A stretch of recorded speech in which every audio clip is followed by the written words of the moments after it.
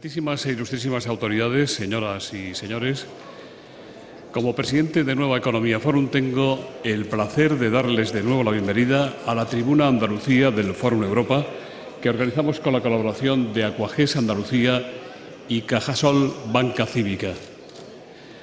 Hoy tenemos la especial satisfacción de recibir en esta tribuna al vicepresidente del Gobierno y ministro de Administraciones Públicas, don Manuel Chaves, al que va a presentar, y este también es un honor especial, el presidente de la Junta de Andalucía, don José Antonio Griñán. La tribuna es suya.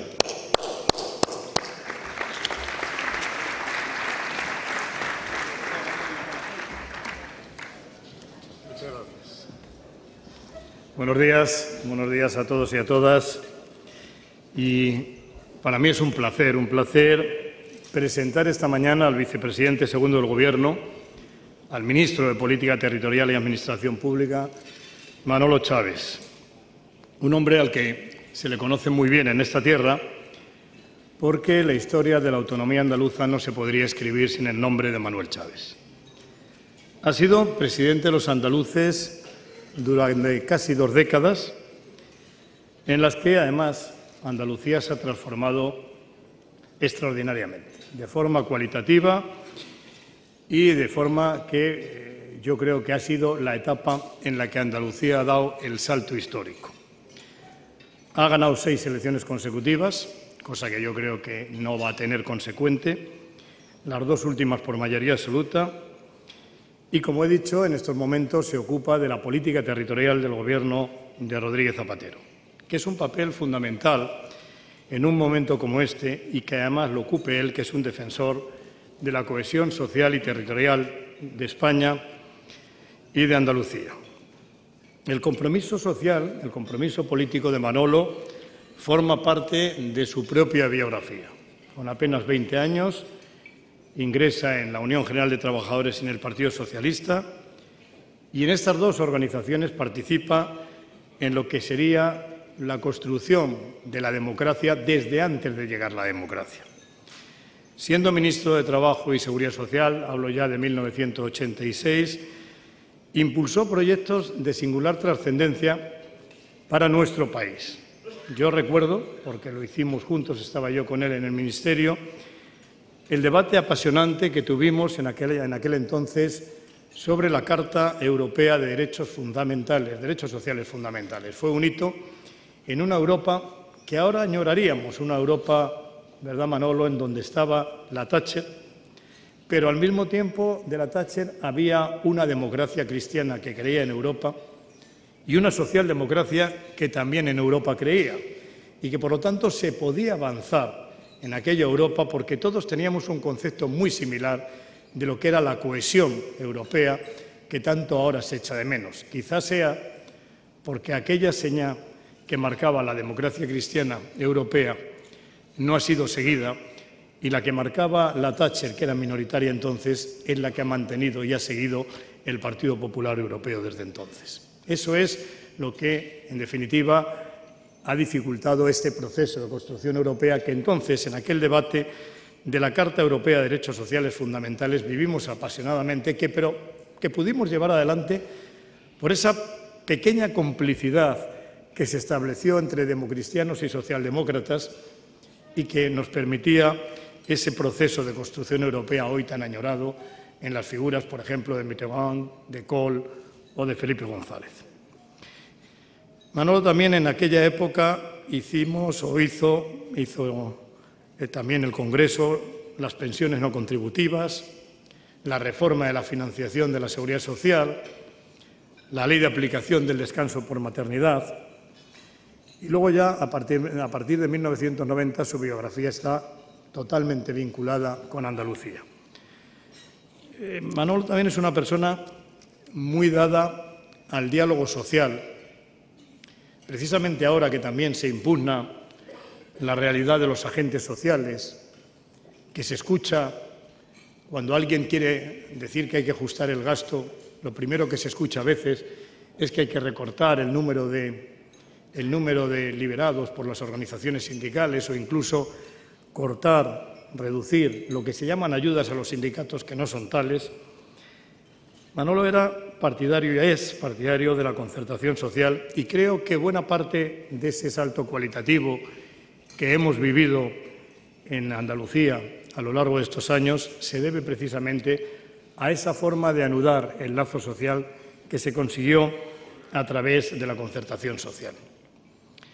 Su compromiso, además, ha sido de renovación también del partido e, históricamente, tanto él como Felipe González o Alfonso Guerra revitalizaron el Partido Socialista y antes incluso de que pudiera establecerse un marco de participación de los partidos políticos en la vida pública, el Partido Socialista ya se había acomodado a una nueva realidad que habría de venir y se había acomodado a lo que eran las líneas maestras que señalaban la dirección de los partidos socialistas europeos.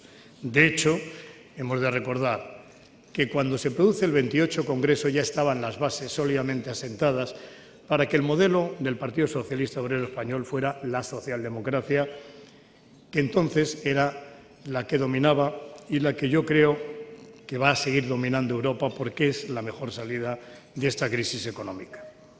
Manolo, además, ha tenido cintura política, siempre ha buscado la transacción, siempre ha buscado soluciones de compromiso, es paciente, es honesto, es firme en sus convicciones, es muy respetuoso con las normas y yo destacaría que tiene un talento especial para anticiparse a los conflictos, para proyectar iniciativas que podríamos decir novedosas, a veces sorprendentes, pero que casi siempre o siempre es un futuro que anticipa perfectamente. Y me van a permitir que también exprese como el mayor logro, uno de los mayores logros, yo casi diría el mayor, Manolo Chávez es el autor de la paridad. Hablamos mucho de paridad, hablamos mucho de listas paritarias, pero el primero que las impone, el primero que las hace efectiva en España, es Manuel Chávez. La paridad, las listas paritarias, la igualdad hombre-mujer es uno de los activos más importantes en la biografía de Manolo Chávez y yo creo que si no hubiera sido porque hay un poder, el poder autonómico que representaba Andalucía y Manolo Chávez, que decide claramente, sin reserva ninguno, esa paridad, incluso con listas cremallera, ahora mismo no habríamos avanzado lo que hemos avanzado. Desde ya el año 2000, como presidente del Partido Socialista, todos le han mirado, todos le han requerido, cuando los oleajes vienen demasiado fuertes para poder poner calma en medio de la tempestad. No lo digo yo, son palabras de María Antonia Iglesias. Chávez, además, es creíble, es cercano, tiene una sólida formación jurídica, doctor en Derecho, profesor de Derecho del Trabajo y casi todo lo que hemos hecho, lo que hemos podido hacer juntos, ha sido marcado siempre por una dirección que no permitía ningún escepticismo ni dudas. Yo creo que era muy claro y eso nos permitía, además nos apoderaba a todos los que hemos trabajado con él. Nadie puede invocar el nombre de Manolo Chávez para decir que Manolo Chávez le ha equivocado, porque Manolo Chávez siempre ha apoderado a aquellos que han trabajado con él. Y termino con una pequeña reflexión que me parece importante, una reflexión sobre el Guadalquivir, Manolo, porque se han dicho muchas tonterías. A propósito del Guadalquivir, en los últimos días he oído decir verdaderas sandeces, que demuestran desconocimiento profundo de la realidad. Se ha hablado incluso de batacazo, y digo yo, ¿el batacazo cuál es? ¿El artículo 51 del Estatuto que fue consensuado por todos? ¿Ese es el batacazo? Porque eso se aprobó casi unánimemente en el Parlamento andaluz, en las Cortes Generales, y fue refrendado por el pueblo andaluz. ¿Batacazo qué es? ¿La sentencia del Tribunal Constitucional? Bueno, uno puede o no estar de acuerdo, pero ese es el juego democrático. Se aprobó un artículo en el texto constitucional por consenso, a menos, claro, que el consenso fuera de boquilla. Pero yo creo que el consenso era firme, por lo tanto, ningún batacazo, ni lo uno ni lo otro, porque forma parte de lo que es simplemente el orden institucional de este país. ¿Y ahora qué ocurre? Bueno, pues lo hemos estado trabajando denodadamente, porque sabíamos que el 152 es una posibilidad cierta. Los andaluces lo sabemos, después del 28 de febrero vino el 152, por lo tanto sabemos que el 152 es una posibilidad de asumir por parte de Andalucía las competencias sobre el Guadalquivir. El problema es que entre la sentencia, que no solamente es del Constitucional, también del Supremo, y el momento en que se pueda aprobar la ley de delegación, hay un tránsito en donde, por mucho que hemos mirado las encomiendas de gestión, que por cierto siempre fueron con carácter provisional pero con transferencias definitivas, ahora los servicios jurídicos del Estado nos dicen que las transferencias de recursos, sobre todo personales, no pueden hacerse sino por un plazo temporal. Claro, eso creaba un marco de inseguridad jurídica que hemos concertado, tanto el Gobierno central como el Gobierno andaluz, el volver a reintegrar las competencias, las transferencias en la Administración del Estado y esperar a la ley del artículo 152. Esto es algo que sí quería aclarar porque forma parte de la tramitación ordinaria ajustada a lo que marca la ley, la superley, en este caso el Estatuto y la sentencia del Tribunal Constitucional, que mejor le conviene a la gestión del Guadalquivir y a la propia Andalucía. Y termino como he empezado. Yo creo que ustedes conocen perfectamente a Manuel Chávez, saben de lo que ha sido capaz en su trayectoria política, saben todo aquello que ha hecho y hoy han venido a escucharle a él. Muchas gracias.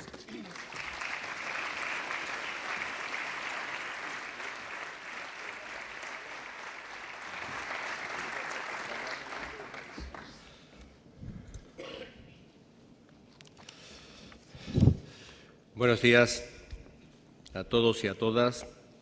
Presidente de la Junta de Andalucía, presidenta del Parlamento de Andalucía, presidente del Consejo Consultivo, consejeros y consejeras del Gobierno andaluz, señoras y señores, amigos, amigas. Como es natural, debo agradecer en primer lugar a los organizadores y a los patrocinadores de este encuentro su invitación para participar en este acto. Y comprenderán ustedes que para mí estar aquí, estar en Sevilla, estar en la capital de Andalucía, el lugar donde he desarrollado la mayor parte de mi vida política, siempre tiene un significado especial. Y muchas gracias al presidente de la Junta de Andalucía, José Antonio Griñán, por su presentación y por sus palabras de hoy. Él es el presidente de todos los andaluces, mi presidente. Él es el secretario general de los socialistas andaluces, mi secretario general. Es una persona brillante, es una persona experimentada con la que he trabajado durante 25 años. Es un dirigente político capaz, responsable, firme, dialogante al tiempo, con altura de miras, cualidades de las que está dando cumplidas muestras en esta difícil etapa que le ha tocado liderar. Y debo decir también que mi agradecimiento a su presencia aquí en este acto va mucho más allá de lo político y de lo institucional para adentrarse abiertamente en el terreno de las emociones y de los sentimientos estrictamente personales. Así que muchas gracias, Pepe, de todo corazón. Nos encontramos en un momento caracterizado por el final de la legislatura, la disolución de las cámaras y la próxima celebración de las elecciones legislativas. Pero por encima de todo ello, hay un acontecimiento que ha marcado estas últimas jornadas y lo que es mucho más significativo quedará con toda probabilidad en la historia de nuestra democracia.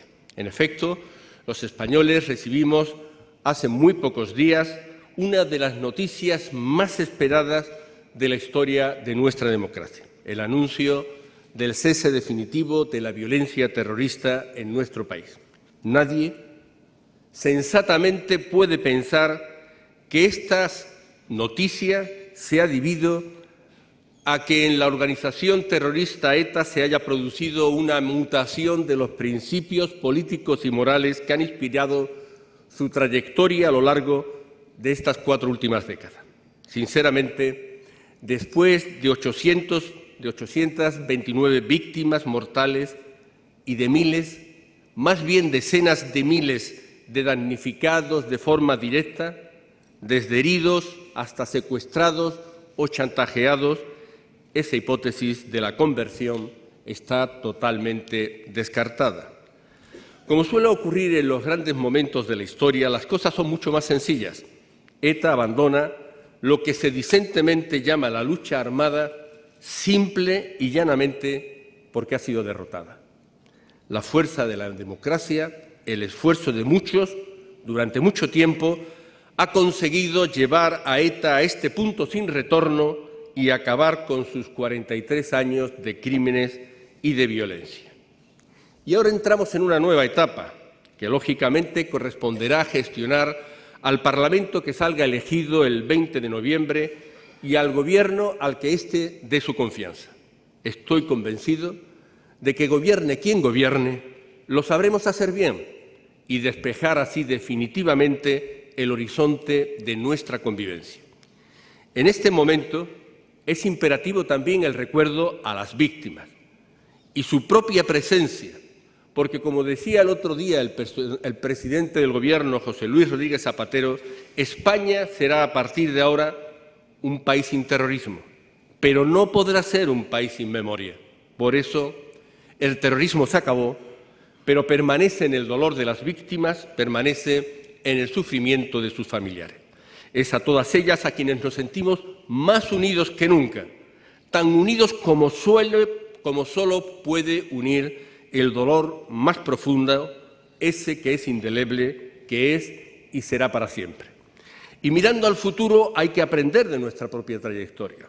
Y lo cierto es que si hemos llegado hasta aquí, hasta la derrota de ETA, ha sido sobre la base de actuar con firmeza, con inteligencia, con prudencia y, sobre todo, buscando siempre la unidad.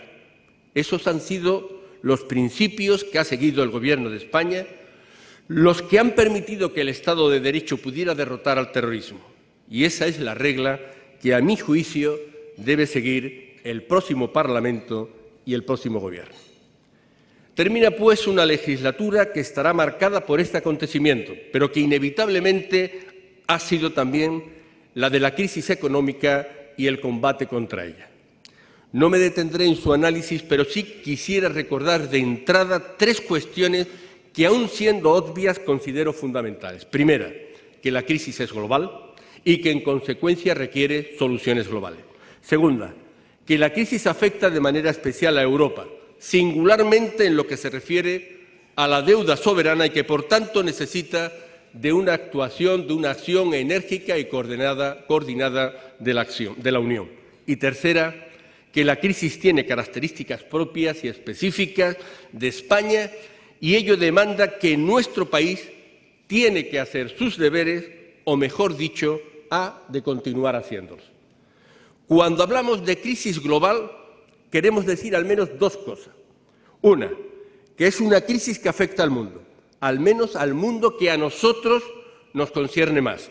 Basta ver lo que está o lo que ha pasado este verano pasado en los Estados Unidos para comprender hasta qué punto es así y hasta qué punto han quedado ridiculizadas esas simplezas tipo la culpa de la crisis la tiene Zapatero. Segunda, que el concepto de crisis global va mucho más allá de lo financiero. Es una crisis especialmente profunda que está cambiando muchas cosas, empezando por las bases mismas del sistema económico. Es una crisis, ya lo saben ustedes, agresiva, cambiante y, por lo que desgraciadamente estamos comprobando, persistente. A esa crisis global se ha respondido con muy poca intensidad desde el punto de vista global. Las conclusiones del G20 de Pittsburgh en septiembre del 2009, que trazaban lo que podía haber sido una hoja de ruta de esa respuesta mundializada, esto es, una regulación del mercado financiero y de sus transacciones, la lucha contra el cambio climático, la apuesta por el desarrollo sostenible, la apertura comercial, el control de los paraísos fiscales, todo eso sigue pendiente de 2 años después, mientras que la crisis no solo no se ha resuelto, sino que amenaza con una recaída.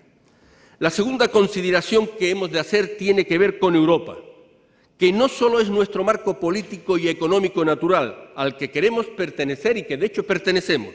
Europa es un condicionante decisivo, determinante para la solución de todos nuestros problemas.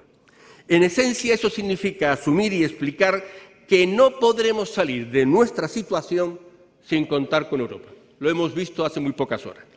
El ámbito europeo es crucial, es clave, es esencial para resolver nuestros problemas. Nos equivocaríamos gravemente si lo fiáramos todo a las reformas nacionales. El euro, la pertenencia a una zona monetaria común, marca las reglas del juego porque la potencia de los fenómenos económicos a nivel europeo es tan considerable que todas ellas serán insuficientes si no logramos las respuestas adecuadas a ese nivel. Por lo tanto, las economías nacionales, entre ellas la economía española, tienen que hacer sus tareas, pero muchos de sus problemas dependen de que se tomen las decisiones adecuadas en la Unión Europea. Y en este ámbito necesitamos una mayor gobernanza económica, es decir, en palabras más sencillas, un gobierno económico europeo. La política económica del área del euro no puede ser simplemente la que mejor convenga a los intereses de las economías más fuertes de los países de la Unión Europea. De hecho, la solución al problema de Grecia se ha dilatado en exceso, algo que ha traído consecuencias muy graves para todos. Hay que insistir en que mientras que no resolvamos el problema de Grecia, no resolveremos una parte muy importante de la inestabilidad financiera que hoy sufre Europa y, por contagio, también el resto del mundo. Estamos hablando, en síntesis, de completar el modelo que no tenemos completo de una Europa económica. Tenemos que hacerlo, y tenemos que hacerlo rápidamente. El otro día, François Hollande, cuando fue proclamado candidato socialista a la presidencia de la República Francesa, señaló claramente que o relanzamos la construcción europea o, en otro caso, la crisis financiera lo arrasará todo. Y en ese todo corremos el riesgo de que Europa pierda todo su peso en el mundo, en un momento clave en el que se está fraguando un nuevo orden mundial, con la presencia ascendente de los países emergentes, o de que terminemos desnaturalizando uno de los elementos esenciales del proyecto europeo, como es su modelo social. Este es el contexto en el que España aborda su crisis. Estamos en una economía global y estamos en Europa, para lo bueno y para lo malo. Por lo tanto, no vamos a salir solos de la crisis, ni nosotros ni otros países de la Unión Europea. Ahora bien, sabiendo que las cosas son así, en España tenemos que cumplir con nuestras tareas, entre otras razones, y no son pequeñas, porque en nuestro país tenemos un elemento diferencial, como es una tasa de desempleo absolutamente inasumible, fruto en gran parte del estallido de la burbuja inmobiliaria, uno de los componentes esenciales de un modelo de desarrollo que nació al final de los 90 y se cebó particularmente en la década de los 2000. Un modelo que no va a volver porque está agotado y porque sería indeseable que volviera, aunque solo sea porque las mismas causas volverían a producir los mismos efectos. Necesitamos un modelo de crecimiento económico mucho más sostenible en todos los sentidos. Hoy, los ciudadanos, los inversores, los empresarios, los trabajadores tienen desconfianza, tienen incertidumbre. Y nos preguntan a nosotros, los políticos, los que tenemos responsabilidades de gobierno, ¿qué vamos a hacer? ¿Qué queremos hacer? Y creo que es nuestra obligación dar una respuesta sincera y real. Es un deber político, pero también un deber moral, porque detrás de esos problemas económicos hay muchos dramas humanos. Y considero que en este momento, en que los ciudadanos tienen que elegir entre diversas alternativas, no es de recibo que nadie, por un cálculo electoral, esconda su programa, silencie sus propuestas o calle sus respuestas. En mi opinión, es un fraude y, como tal, debe ser denunciado. Porque limitarse a decir que queremos salir de la crisis, que vamos a crear empleo, que nos proponemos restaurar la confianza de empresarios, trabajadores y consumidores, es absolutamente insuficiente. No aporta nada. Seamos serios. ¿Quién no quiere salir de la crisis? ¿Quién no desea que se cree empleo? Lo relevante, lo que da valor al programa de cada uno es entrar en la cuestión que se dilucida en estas elecciones, que no es otra que cómo queremos salir de la crisis, con qué modelo, con qué iniciativas, qué propone en definitiva cada uno para conseguir salir de la crisis. Eso es lo importante en este momento y eso es modestamente lo que está haciendo el candidato Rubalcaba y en general el Partido Socialista. Nosotros somos muy conscientes que en realidad hay una coincidencia amplísima sobre ello, de que los problemas que nos lastran y que nos vienen impidiendo o dificultando reducir esa gran bolsa de desempleo son fundamentalmente dos: un lento crecimiento económico insuficiente y también la insuficiencia del crédito. Una reciente encuesta del Instituto Nacional de Estadística, realizada en 20 países de la Unión Europea sobre los problemas de acceso a la financiación ajena de las pequeñas y medianas empresas de los sectores de la industria, la construcción y los servicios no financieros, nos muestra que 6 de cada 10 empresas necesitarán financiación entre el año actual, 2011, y el 2013, principalmente para mantener la marcha del negocio. Pero solo la mitad, el 51%, de las que solicitaron un préstamo en el año 2010 tuvo éxito y solo un 33% de las que acudieron a financiación del capital logró sus objetivos. Y en el año 2007 esas cifras eran del 80% y del 70% respectivamente. La diferencia es abismal. Y es indudable que hemos dado un salto importante en este último año en la reforma necesaria de nuestro sistema financiero. Pero es necesario también cerrar este proceso de ajuste para que el sistema financiero vuelva a ser la fuente del crédito que es imprescindible para la transformación de nuestra economía y para el crecimiento de la misma. Mañana, el Eurogrupo y el Consejo de Jefes de Estado y Jefes de Gobierno tiene un reto decisivo. Por un lado, la solución definitiva a la cuestión de Grecia, a la que antes me referí. El refuerzo del fondo de rescate. Ya Merkel ha anunciado la cantidad de este fondo. Y la recapitalización de la banca para aumentar su solvencia, restaurar la confianza sin alterar y sin quitar credibilidad a nuestra deuda y entrar en consecuencia en una situación de progresiva normalización del crédito. Para crecer necesitamos avanzar en el cambio de modelo hacia una economía sana y competitiva, pasando, como he señalado, por el saneamiento de nuestro sistema financiero.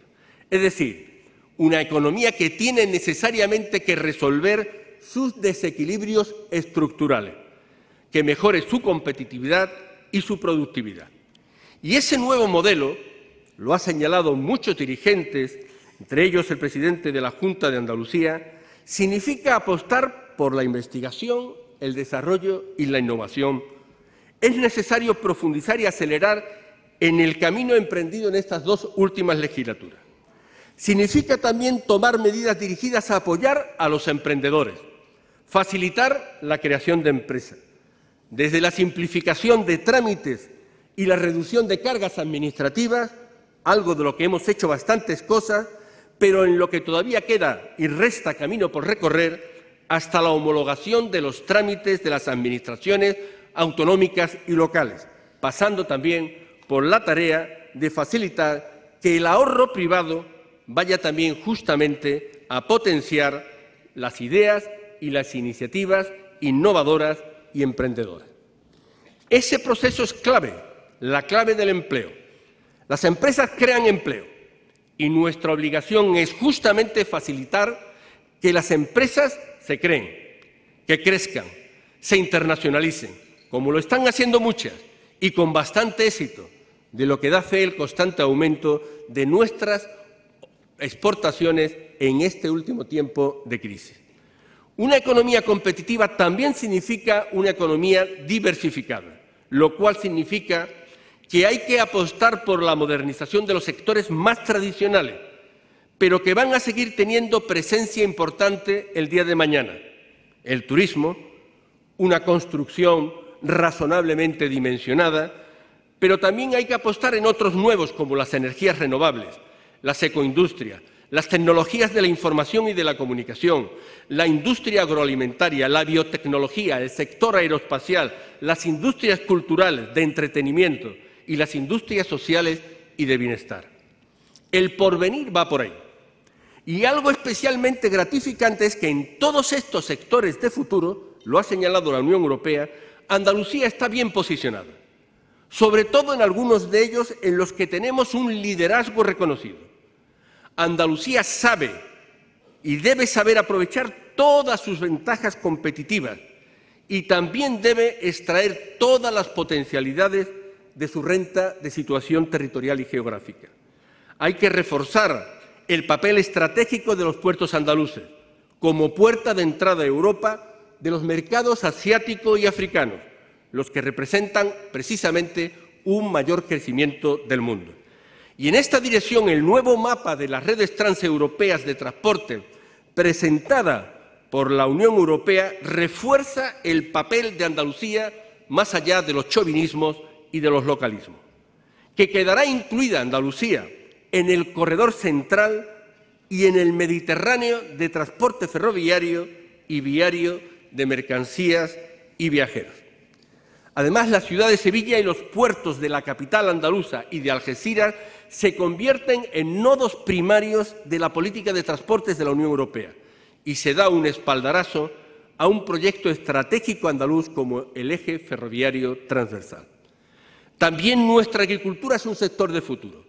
La Junta de Andalucía, el Gobierno de la Nación, las organizaciones sectoriales deben seguir de la mano para conseguir la modificación de la propuesta de la PAC, presentada hace unos días y que no responde a la realidad y a las necesidades de un sector estratégico para Andalucía en la medida que no fomenta el desarrollo rural, la productividad, la competitividad y la diversidad que caracterizan el campo andaluz.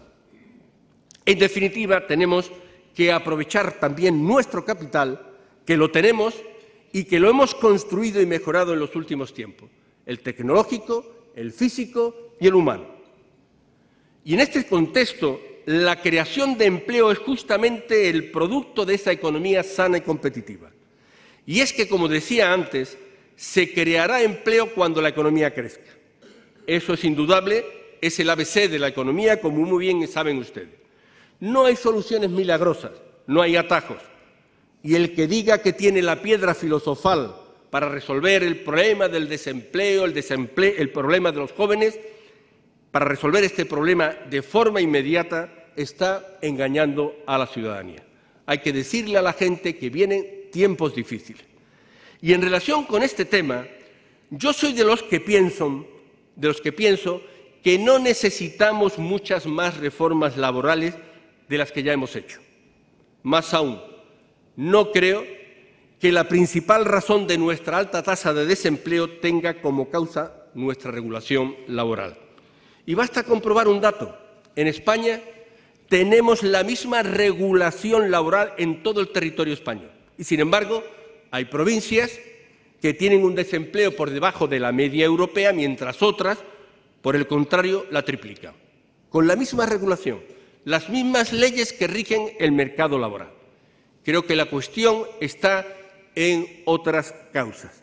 Ahora, al socaire de la crisis, hay quien tiene la tentación de caminar hacia una reforma unilateral y desequilibradora de nuestras relaciones laborales. Y yo no estoy de acuerdo. No hay país que pueda tener éxito sin contar con su gente. Toda sociedad necesita unos consensos básicos que son los que nos definen como sociedad.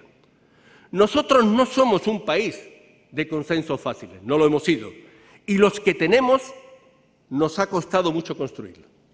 Por esa razón afirmo que el asunto del que les hablo tiene una especial trascendencia. El consenso sobre nuestro sistema de relaciones laborales democráticas es hoy una de las cosas más importantes que tenemos y no debemos destruirlo. Sería un error. Y otro objetivo fundamental en este periodo es preservar los fundamentos de nuestro estado de bienestar. Hay quien considera que hay un gasto social excesivo, que el gasto social es consuntivo, es improductivo y, en consecuencia, para recuperar el crecimiento económico y el empleo hay que reducir ese gasto, hay que reducir los servicios públicos, sanidad, educación, servicios sociales, es decir, eliminar o recortar derechos de los ciudadanos. Otros, por el contrario, entendemos que servicios públicos básicos como la educación o la salud no son simplemente un gasto, son una inversión para toda la sociedad y que el recorte en estos servicios conduce no solo a la injusticia y a la insolidaridad, sino también a la ineficacia económica. A la injusticia, porque cuando un hospital o un centro de salud se deteriora más la salud de los que menos tienen. Y lo mismo ocurre con los colegios cuando se recortan las inversiones o se reducen los profesores. Y a la ineficacia, porque menos educación significa que perderemos nuestras posibilidades de futuro que pasan necesariamente por más investigación, más innovación, más desarrollo tecnológico, más conocimiento en suma. Por eso recortar en educación es recortar en futuro. Por eso también tenemos que poner en valor el trabajo de nuestros profesores. En definitiva, no comparto esa idea que responde a un planteamiento ideológico de reducir el espacio de lo público, esa idea por la cual la crisis se convierte en un pretexto para conseguir un objetivo ideológico, que no es otro que poner en almoneda los logros del estado de bienestar. Y en esta materia no caben las operaciones de camuflaje, lo ha denunciado claramente el presidente de la Junta, operaciones de camuflaje que han llevado incluso a algunos gobiernos de comunidades autónomas a incumplir su obligación de presentar sus presupuestos, subordinando así los intereses de los ciudadanos de estas comunidades autónomas a los intereses electorales de un partido político. Señoras y señores, termino haciendo una reflexión última. Hace unos días, Andalucía ha conmemorado los 30 años del Estatuto de Carmona. Es una efemérides que nos ha permitido echar una mirada atrás, comprobar cuánto ha avanzado esta tierra, los errores que hemos cometido y a pesar también de las dificultades de hoy día. En su momento Andalucía dio una gran lección. Creo que eso es un dato hoy indudable. Una lección de una forma pacífica, democrática, pero contundente, porque fue capaz de variar el rumbo de los acontecimientos, un rumbo en el que parecía inevitable que la asimetría en la construcción del Estado de las autonomías, derivada del reconocimiento de determinados hechos diferenciales, se convirtiera en una invitación a perpetuar la desigualdad territorial, que era tanto como la desigualdad de los ciudadanos. El impulso del 28 de febrero, el impulso del Estatuto de Carmona, sirvió para señalar con toda rotundidad que las diferencias, la pluralidad y la diversidad de España, que son valores que apreciamos, respetamos y ensalzamos, no podían ser considerados como una coartada para la desigualdad. En aquel momento lo conseguimos, y ese momento forma parte ya, no solo de la historia de Andalucía, sino también de la historia de España. Y desde entonces acá han transcurrido tres décadas, cuyo balance es mi opinión, y creo que la opinión de muchos es un balance globalmente positivo a pesar de la crisis. Que siguen subsistiendo problemas estructurales, sí, pero muchos otros, también estructurales, se han resuelto y han quedado definitivamente atrás. Recuerdo esto porque aquella hermosa lección del pueblo andaluz siempre ha sido uno de los fundamentos de mi confianza en los ciudadanos, en la ciudadanía. Yo personalmente y el PSOE, el Partido Socialista, tenemos una enorme confianza en España. Tenemos una enorme confianza en Andalucía. La hemos tenido siempre y soy de la opinión de que las sociedades no son más fuertes porque eludan o no la crisis, porque eso en este mundo global no depende enteramente de ellas.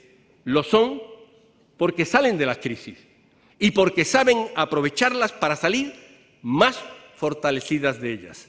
Esa es y puede ser nuestro caso. Ese es y puede ser nuestro caso. Debe ser nuestro caso. Nuestra historia nos demuestra que lo hemos sabido hacer en otras ocasiones. Formo parte de un partido que ha sabido liderar esas soluciones muchas veces. Y lo hemos hecho, insisto, porque hemos confiado en los ciudadanos.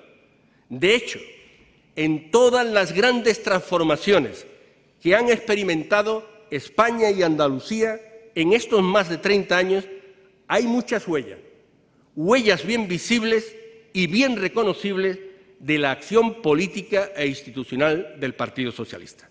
Esa es una realidad que no se puede desconocer.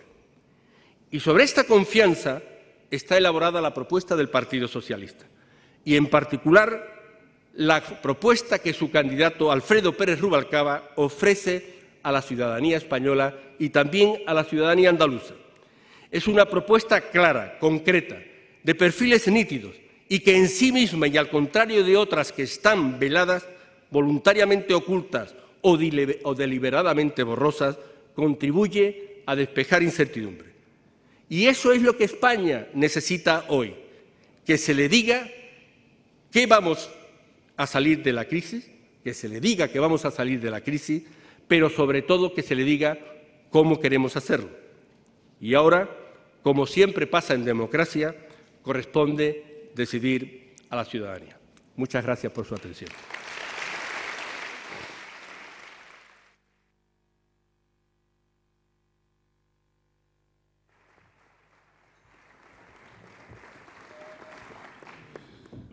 Muchas gracias, don Manuel. Pues hay muchas preguntas. Voy a empezar por estas.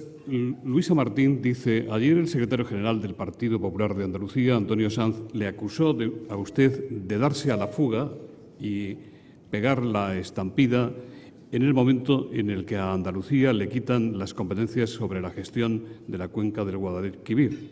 Por otro lado, el secretario general de Izquierda Unida, Diego Valderas, dijo que las causas principales de esa situación son la división en el Partido Socialista de Andalucía y las desavenencias entre usted y el presidente Griñán. Tanto Izquierda Unida como el Partido Popular le señalan a ustedes como incapaces de favorecer a Andalucía. ¿Participa usted, le preguntan, de la opinión manifestada ayer mismo por Alfonso Guerra en el sentido de que el encaje que pretende el presidente Griñán es inviable porque no cabe en la Constitución? Daniel Cela, del Correo de Andalucía, en este mismo tema, dice, usted recomienda a la Junta de Andalucía que explote el artículo 150.2 para recuperar todas las competencias sobre el Guadalquivir. ¿La sentencia del Constitucional ha dejado margen para aspirar a más?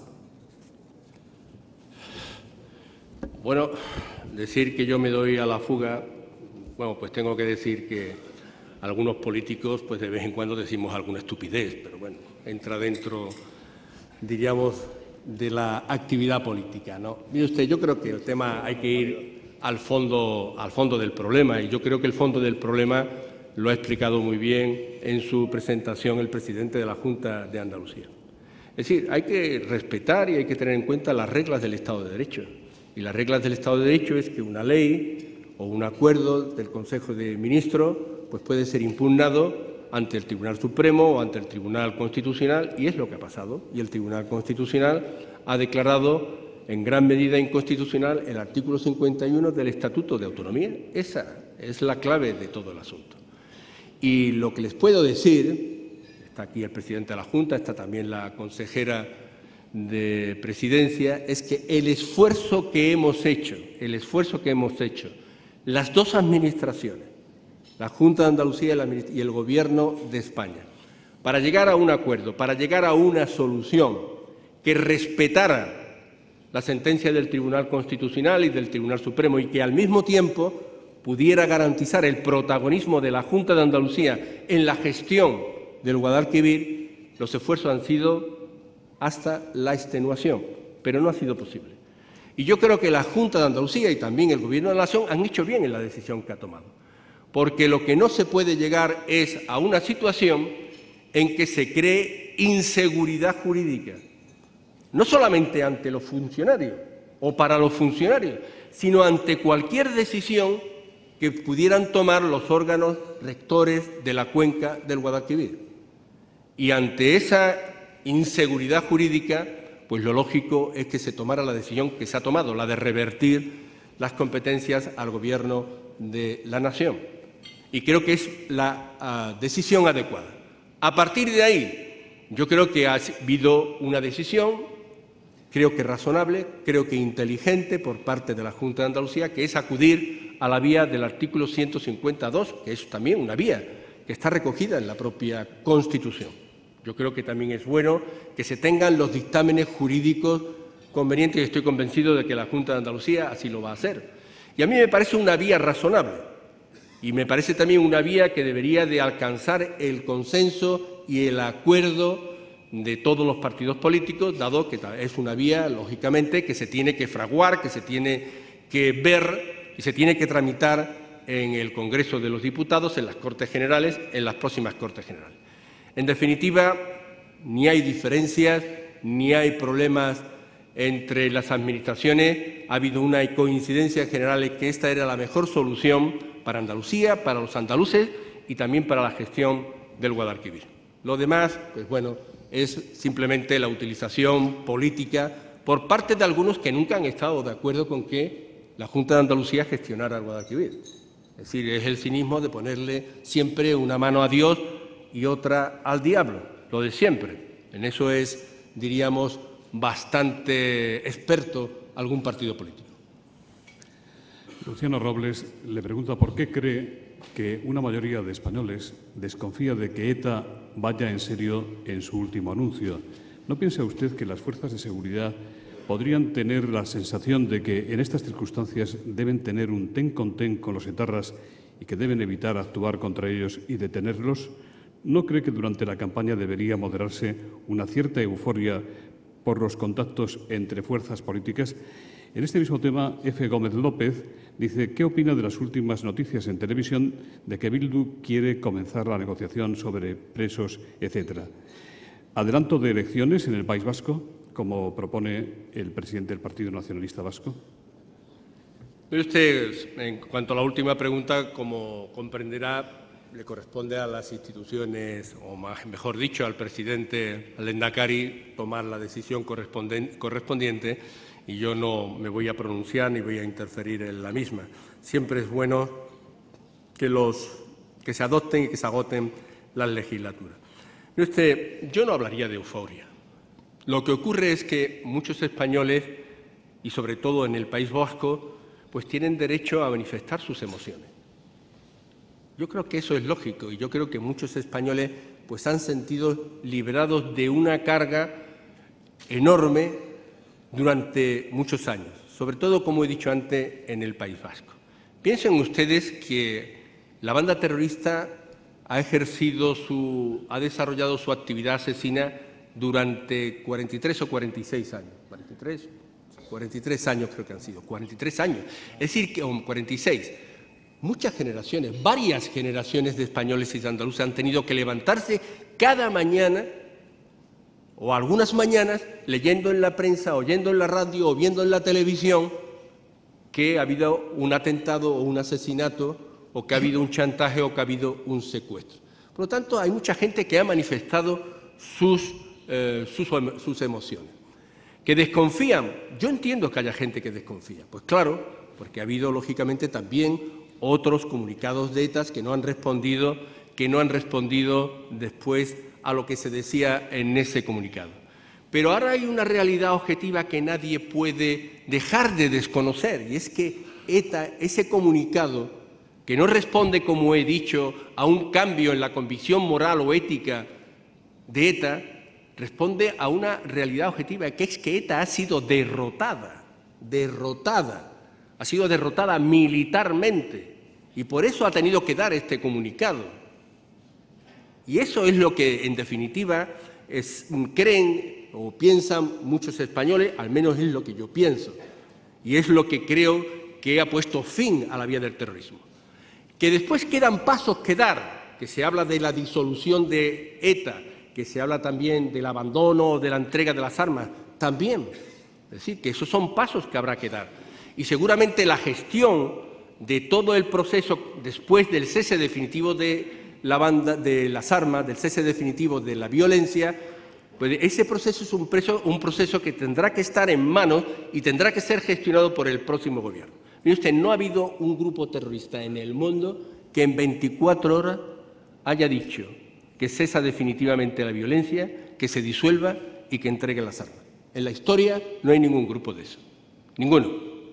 Eso todo es un proceso que tiene un punto de partida muy importante, que es el anuncio del cese definitivo de la violencia como consecuencia de una derrota militar. Dolores Antúnez dice: cuando en 1996, la misma noche electoral, Almunia dimite como secretario general del PSOE, usted coge la maleta y se va a Madrid para conducir como presidente del partido aquella difícil digestión. Todo pinta, o todo apunta, que la noche del 20N no va a ser mejor. ¿Cree que por la cabeza del candidato Rubalcaba pasa a dimitir o, por el contrario, se pondrá al frente del partido para reflotarlo? ¿Es eso posible siendo Zapatero el secretario general del partido? Mire, yo voy a dar una respuesta muy breve, pues que cada uno, cómo se pinta, pues depende del pintor. Yo lo pinto de otra manera distinta a como lo ha pintado el señor que ha hecho esa pregunta el 20 de noviembre. Pero yo lo que le voy a decir, mi partido, en lo que está comprometido en este momento es en el 20 de noviembre, no en el 21, en el 20 de noviembre. Lo que queremos hacer es ganar las elecciones, creo y creemos que la podemos ganar. En todo caso, yo siempre recuerdo las palabras de Martin Schulz en la conferencia política, la recordará Pepe perfectamente, cuando decía que un partido que no lucha, pues perderá las elecciones, y que un partido que lucha, pues puede perder las elecciones, pero también puede ganar las elecciones. Y en eso estamos, pensando en el 20 de noviembre. Señor vicepresidente, usted ha apelado al espíritu de la PEPA para hallar soluciones a la crisis. ¿Es que no cree usted que la Constitución vigente tenga instrumentos suficientes? ¿Debería ser reformada? ¿En qué aspectos? Por ejemplo, para introducir un modelo abiertamente federal del Estado. Mire, hombre, la conmemoración de la PEPA en el año del 12 pues es, diríamos, un acontecimiento cultural, también con una dimensión política y una dimensión que se traslada o que se refleja en inversiones en equipamientos y en infraestructura.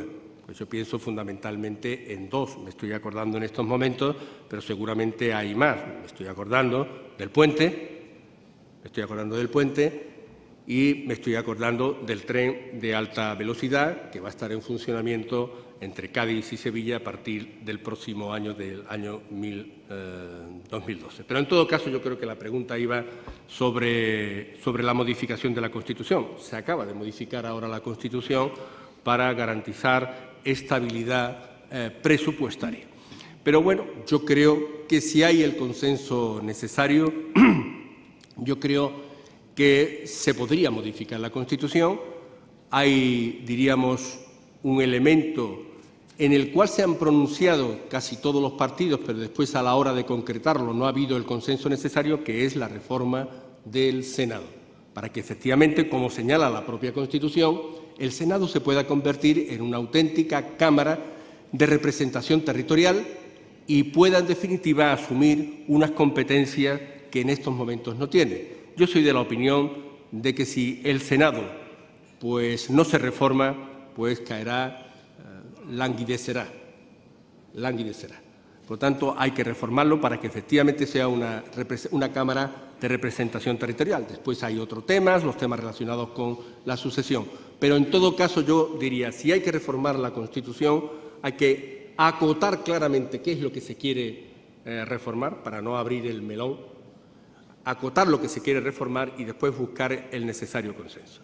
Y, en definitiva, yo creo que cuando se habla del Estado federal, dice, es que hay que reformar la Constitución para que se recoja que España sea un Estado federal, pues mire usted, huyamos de la semántica. Entre un Estado federal como Alemania, más allá de las distancias económicas y financieras, entre un Estado federal como Alemania y un Estado autonómico como España, ¿hay muchas diferencias? Yo diría que muy poquitas, muy poquitas, muy poquitas.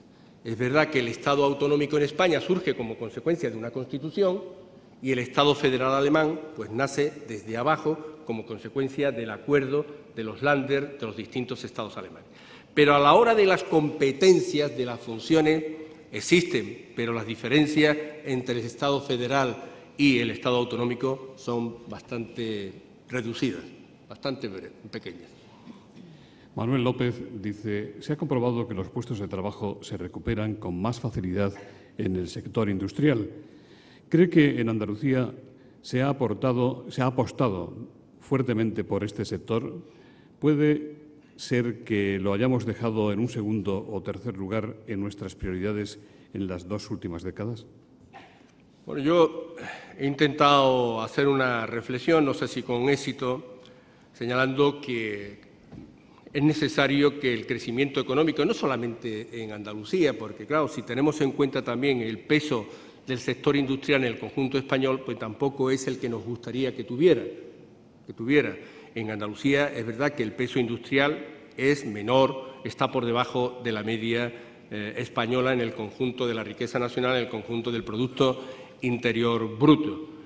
Y creo que si nosotros queremos efectivamente evitar esa línea fatal que hace que Andalucía en los momentos de crecimiento económico, es verdad que un crecimiento económico que ha estado muy determinado por el tema de la construcción, pero que se ha caracterizado por una subida del empleo y un descenso del desempleo, pero que, sin embargo, cuando entramos en una etapa de recesión económica y de crisis económica, el empleo se derrumba y aumenta de una manera inasumible, creo yo, el desempleo, nos tenemos que plantear qué queremos hacer y cómo podemos evitar eso. Yo no creo en la reforma laboral, las reformas laborales ya las hemos hecho.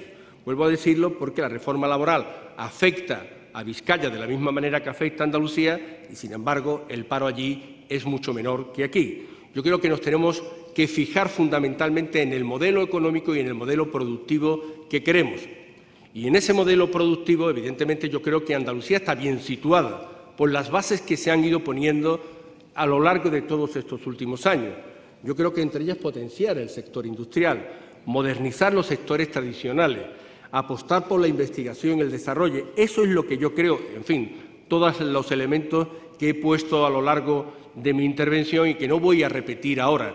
Pero eso, cambiar el modelo productivo, hacerlo más sostenible, liderar todas las oportunidades que tenemos, es lo que yo creo que nos puede ayudar a afrontar el problema del desempleo y el problema de creación de empleo.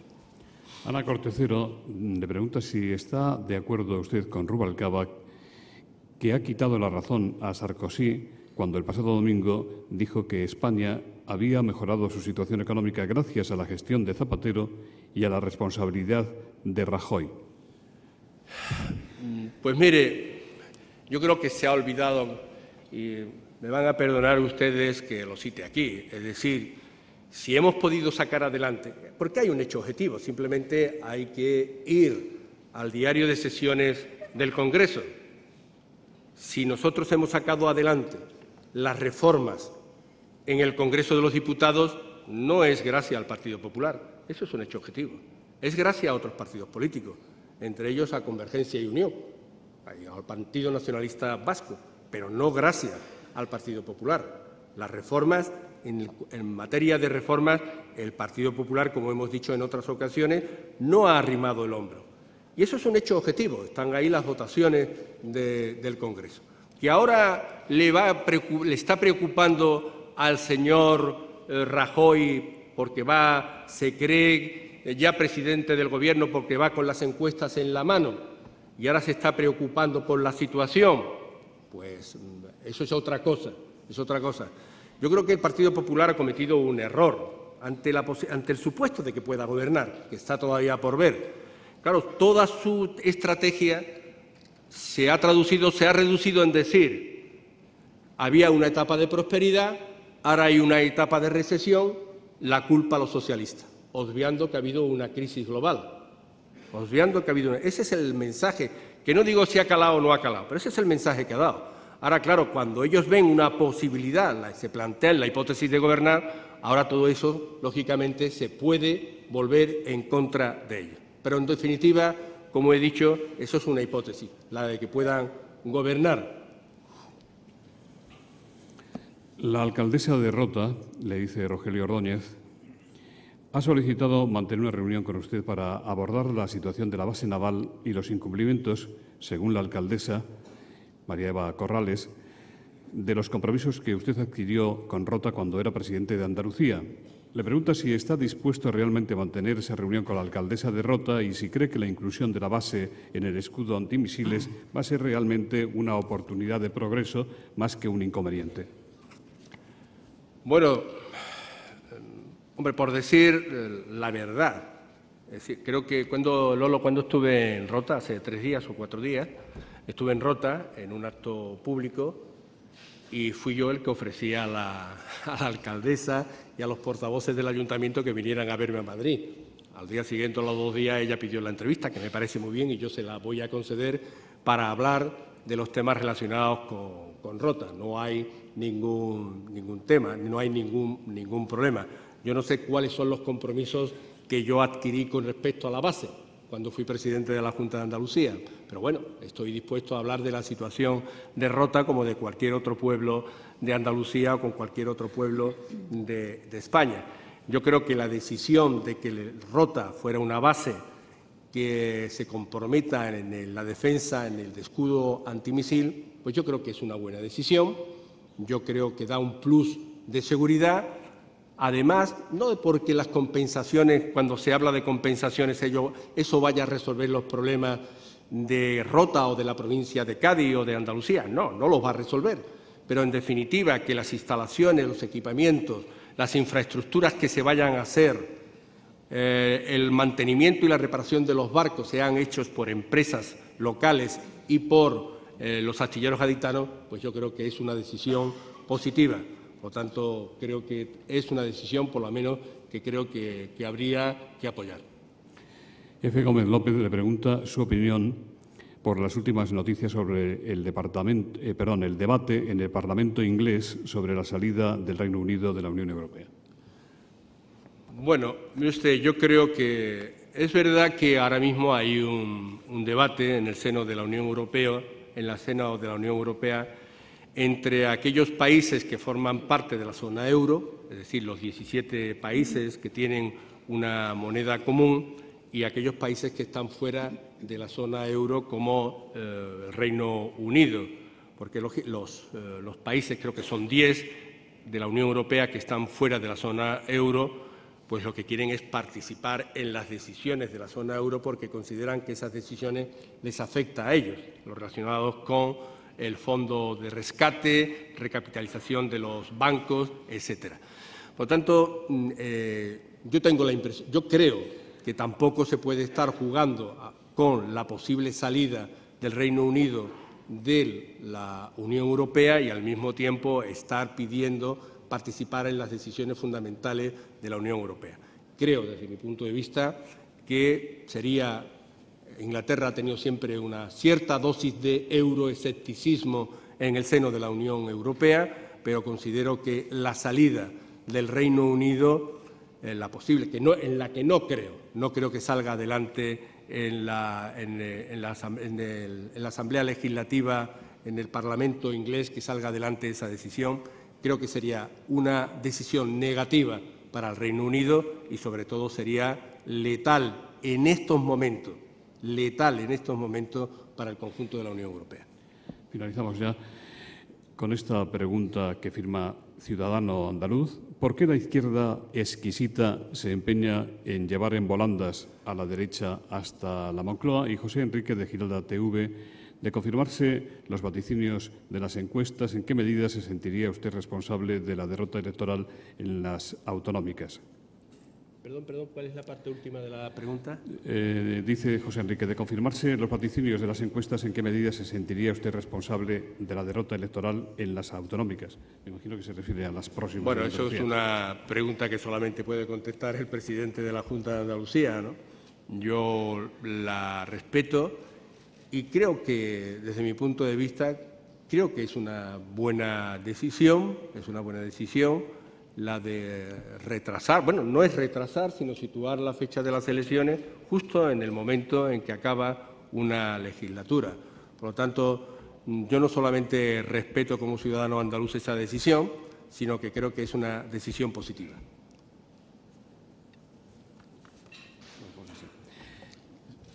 Muchas gracias, doña Petronila Guerrero, presidenta de la Diputación de Huelva y vicepresidenta de Cajasol, Banca Cívica, va a despedir el acto en nombre de las entidades que patrocinan y hacen posible este foro. Muchísimas gracias, querido presidente de la Junta de Andalucía, querido vicepresidente. Amigos y amigas, brevísimamente, solo unas palabras para finalizar este acto y agradecerles a todos, a todas su asistencia al Fórum Europa Tribuna Andalucía. Efectivamente, en estos tiempos de crisis, estamos seguras de que todos coincidimos, estoy segura de que todos coincidimos en que debemos propiciar debates, debemos propiciar este tipo de encuentros para buscar fórmulas para salir de la crisis. Por tanto, foros como estos se hacen absolutamente necesarios y convenientes. Hoy, además, hemos tenido la oportunidad de celebrar un foro, en mi opinión, excepcional, con la presencia del presidente de la Junta de Andalucía, que presenta a Manuel Chávez, que tiene, sin lugar a duda, una visión privilegiada por los cargos que ha ocupado, por el cargo que ocupa y por las responsabilidades que siempre ha tenido en Andalucía y fuera de Andalucía.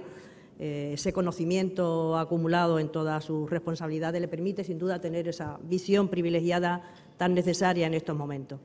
Para las entidades organizadoras, para Fórum Europa, esta es una línea de trabajo extraordinariamente interesante y por eso merece la pena respaldar este tipo de encuentros, estos espacios. La participación de nuestra entidad se hace ya en estos momentos plenamente integrados en el proyecto de Banca Cívica, que hace suyos los compromisos territoriales de Cajasol como entidad líder en una buena parte de Andalucía.